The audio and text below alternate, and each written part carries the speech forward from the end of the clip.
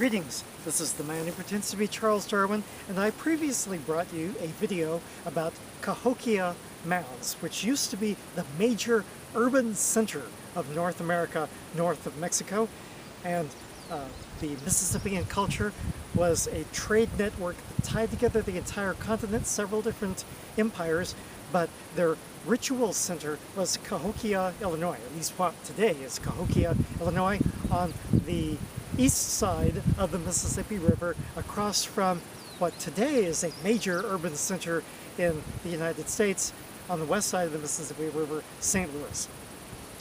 Well, I told you about that, and I showed you the remaining very large earthworks. As a matter of fact, Cahokia is the largest man-made earthwork in North America.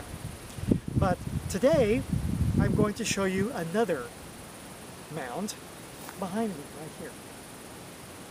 Yeah, that's it. That's all that's left of it. This is at Spiro Mounds, and it's near the little Oklahoma town of Spiro, which is not on the road to any place at all, because if you go any further north or east of here, you'll run into the Arkansas River. There was a vast trading network, and then this was one of their ritual cities of the Mississippian culture. We do not know what language they spoke. We don't know what they call themselves. We don't know much about them. Their artifacts show the same style as the modern Wichita and Caddo tribes, but the Wichita and Caddo tribes no longer built mounds, and they no longer actually have legends of having built mounds. This is something that was reconstructed by historians later.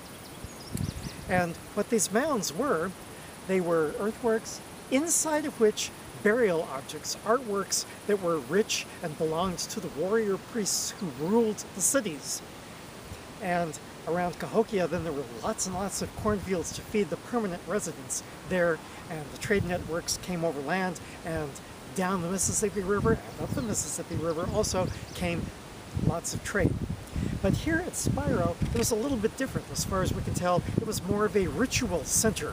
That the houses that have been found in this vicinity mostly were not intended to be permanent residences, and so we think that the warrior priests had their houses on the tops of these mounds, but the people came in for pilgrimages rather than living there permanently. Well, this is what's left of one of the great mounds, one of the great earthworks of pre-Columbian history. The society that built them collapsed, perhaps under the pressure of political turmoil, perhaps under the pressure of damaging their soil from agricultural misuse. We don't really know. But we do know that this civilization had declined and vanished before the Europeans arrived. The Europeans did not destroy them the way they destroyed the Aztecs and the Incas. There's another level of destruction on top of what happened to the society itself, and that is the Pocola Mining Company. Now, somehow farmers around here in this part of Oklahoma had found some objects that might have been, they thought, ritual Native American objects. And so when word got around about it, some people got together and formed the Pocola Mining Corporation. And then they went poking around in different mounds, such as this one. This is Craig Mound. They poked around and they found lots of artifacts in those places. And then they came and plundered all of them that they could, without restraint. Now, this was illegal at the time, even though there was no Oklahoma law against doing that. There was a federal law, the Federal Antiquities Act, signed by President Theodore Roosevelt, and so they shouldn't have done that.